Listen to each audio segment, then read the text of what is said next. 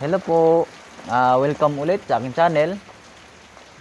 Ngayong araw na ito, ang pag-uusapan natin ay tungkol sa multicab na kapag umuulan ay tumitirik. So dahil nasubukan ko na ito na tumirik ang aking multicab. At ngayon, yan ang titingnan ko kung ano ang dahilan at bakit siya tumirik. Okay, kung bago ka pa lang sa aking channel, huwag mong kalimutan mag-subscribe at pindutin ang bell icon para updated ka sa mga bagong video na i-upload ko. Okay, so tara!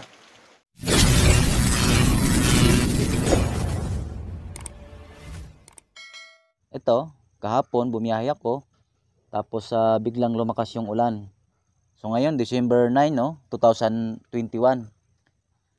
Ayan, makapal pa yung ulap. So ang oras ngayon ay alas 7 na ng umaga. Ngayon, habang tumatakbo ako at biglang may bumulaga sa akin na tubig. So hindi talaga maiwasan ang tubig na yon, lalo na kapag masyadong malakas yung ulan, hindi mo na halos makita yung daan kahit naka-wiper ka pa. So hindi mo talaga siya mapapansin. Ngayon, maya-maya ay bigla na lang tumirik yung aking makina. Bigla na lang namatay. Simula nung madaanan ko ang tubig na yun na nakapondo. Tapos ngayon, bumaba ako at sinilip ko dito kung bakit namatay yung makina. Sinilip ko siya dito at nung makita kong makina ay basang-basa. Ngayon, hindi ko naman siya mabuksan sa itaas dahil punong-puno ako ng karga. At napakalakas pa ng ulan. Iniisip ko kapag hindi ito umandar ay no choice talaga ako. Talagang susuungin ko sa ilalim. Pero ang ilalim naman ay talagang may tubig din. So siguradong basang-basa ako pag ginawa ko yun. So ngayon, inisip ko bakit siya tumirik. Tiningnan ko naman ang itong air cleaner. Wala namang pumasok na tubig. At buti na lang, maya-maya, siguro mga 20 minutes, ay unti-unti siyang umaaksyon, naaandar. At yun nga, tuloy, umandar siya. So ngayon, pagdating dito sa bahay, tingnan ko kung ano ang dahilan, kung bakit siya tumirik. So ayan. So ngayon, hahanapin ko kung anong dahilan bakit kapag nababasa ang makina na to ay namamatay. Iisipin mo dito sa spark plug or dito sa distributor. Pangatlo, dito sa may karburador. Pero ito, dinukot ko to sa lalim, tiningnan ko, wala naman siyang basang tubig. Ayan. So ngayon, susubukan kong hanapin kung anong dahilan bakit siya tumitirik. Babasain ko ito ng tubig, itong mga spark plug, pati itong high tension wire, at itong distributor. Titingnan ko kung mamamatay ba siya o titirik. Okay, ngayon, subukan nating pandarin ang makina.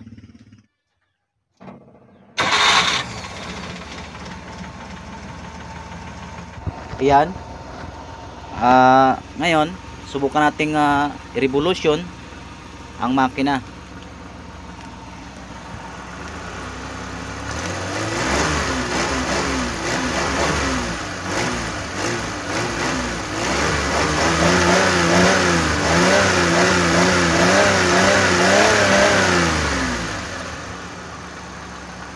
Ayan. So ngayon, okay pa siya, no? Dahil baka tuyo na yung tubig simula nung mabasa kahapon. Okay, so ngayon, subukan nating basahin ang lahat ng pwedeng daanan ng kuryente. Kung talagang kuryente ba ang dahilan kung bakit tumitirik ang makina kapag umuulan.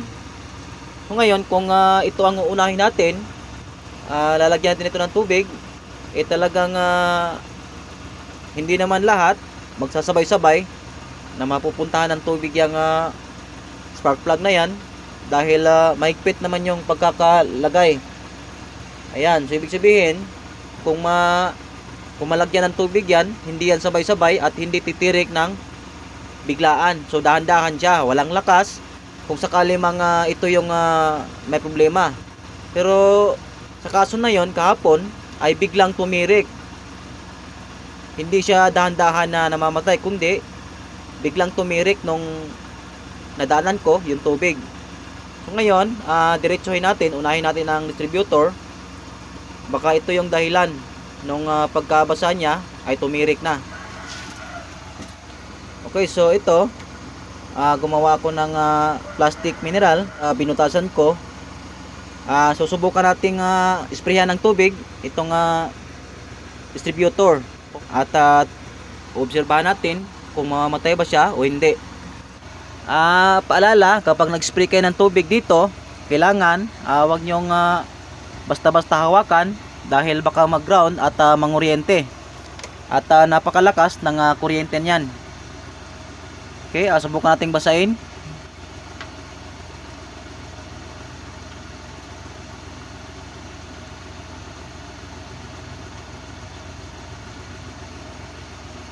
Sa ngayon, dito muna tayo sa distributor. Ito muna yung ating babasain. At para makita kung talagang ito ba yung dahilan. Okay, sa ilalim.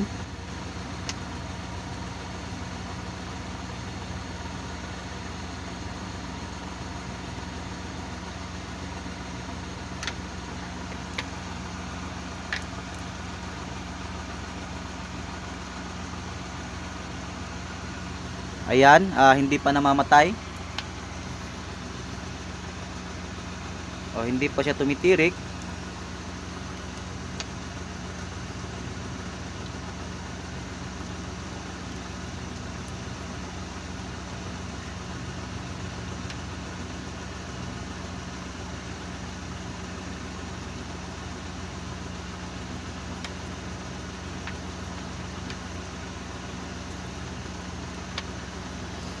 Ayan.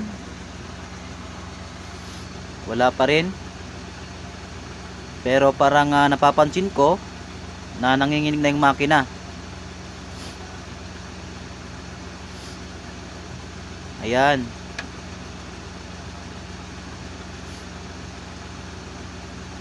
Medyo nginig siya. Okay, so try nating i-revolution ulit.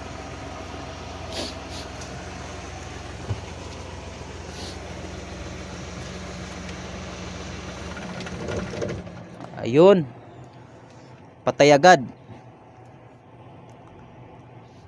So ibig sabihin, kaya tumirik ang makina na to dahil nabasa itong distributor. Okay, so subukan nating i-start ulit.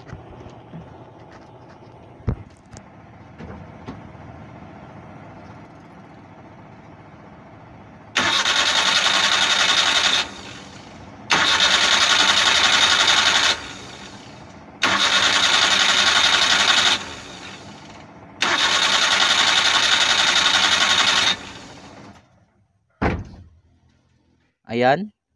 Ayaw talagang umandar ng makina dahil sa pagkakabasa ko sa distributor na ito. Bakit nga ba nababasa to kapag malakas ang ulan? Siyempre, yung apat na gulong, ang talsik nun sa labas at sa loob. So, yung apat na gulong ay nagpapatalsik ng tubig dito sa makina, lalo na kapag medyo malakas-lakas ang takbo mo, kahit tresira lang. Kapag malakas ang ulan, tatalsik talaga dito ang tubig. Kaya ngayon, dahil ayaw na niyang umandar, bubuksan ko ang distributor na ito at titingnan ano ang dahilan ba't ayaw na niyang umandar.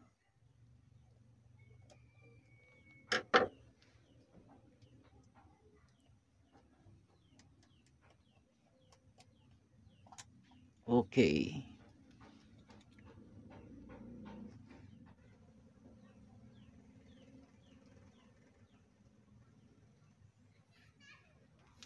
Nag-moist ang loob ng distributor. Ayan. So dito dumaan yung tubig may butas na ito. At tingnan nyo, may mga puti pa siya na parang asin. Ayan, itong puting asin na ito ay parang basa din siya, no? Ayan, pati dito. Ayan. Itong plugs na to, kapag nabasa ng tubig, ay hindi na makakontak yung rotor dito. Ayan. Linisan natin. Kaya pala siya naging sensitibo sa tubig dahil nga may flux dito. Ayan. Tanggalin natin ang rotor.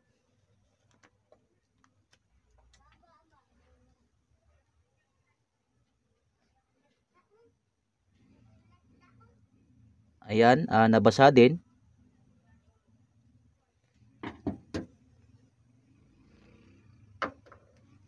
Ito naman. Ayan. Kung mapapansin nyo, itong nasa gilid ay nagmo-moist. So kailangan linisin. Ngayon,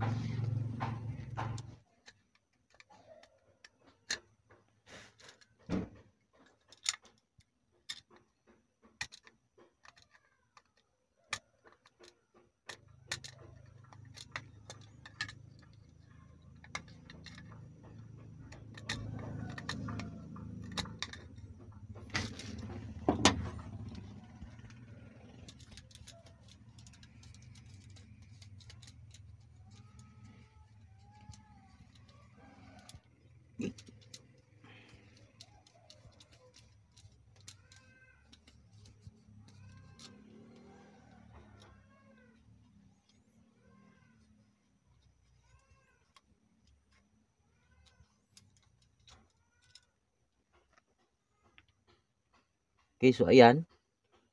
Wala na siyang mga flux. Ito naman ang ating pupunasan.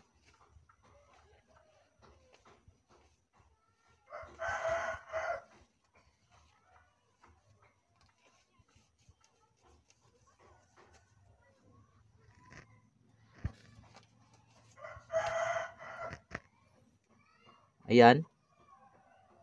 Malinis na siya, walang tubig.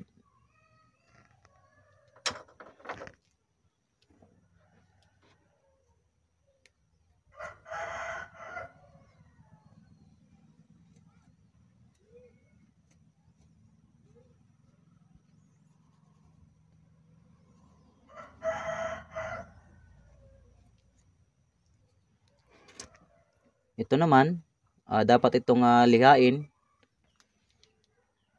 Ayan. Makintab na siya. Okay. Ibalik natin at subukan nating pandarin ulit. Dahil malinis na lahat.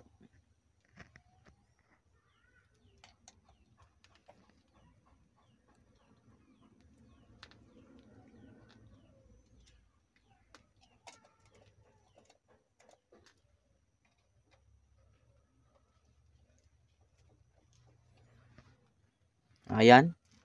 Naikabit ko na lahat.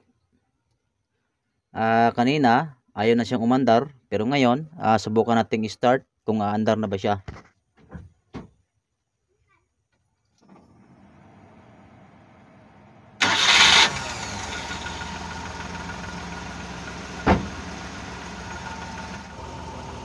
Ayan, umandar na siya. At talagang itong distributor na ito ay napaka-sensitive sa tubig. Nabasa lang siya ng saglit at patay agad. At nung i-start natin, ayaw na talaga niya. So ngayon, nung malinis natin at makita natin na maraming flux doon sa may rotor cup at nalinis na, ito okay na siya ngayon. So ang ibig sabihin nun ay dapat palaging malinis ang ating rotor at saka yung distributor cup. At ang may papayo ko sa inyo, para siguradong hindi tumirik yung inyong makina, lalo na kapag ganitong multi-cab, ay talagang napaka sensitive sa tubig, ano. Paano na kung tumirik tapos may karga tayo, talagang mahirap na. Ang may papayo ko, kumuha kayo ng interior ng gulong ng motor at putulin nyo lang yon. Balutin nyo ito ng interior hanggang dito at hanggang dito sa ilalim. Okay, so subukan natin yung revolusyon.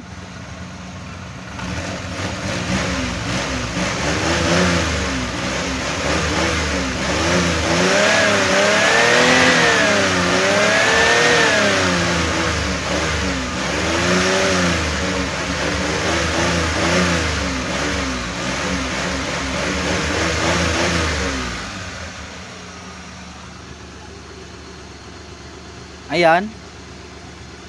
Sa ngayon, okay na siya. Lumakas na ulit ang makina.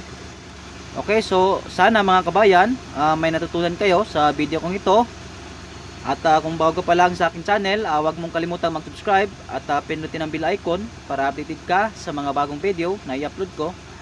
Okay, so bye-bye!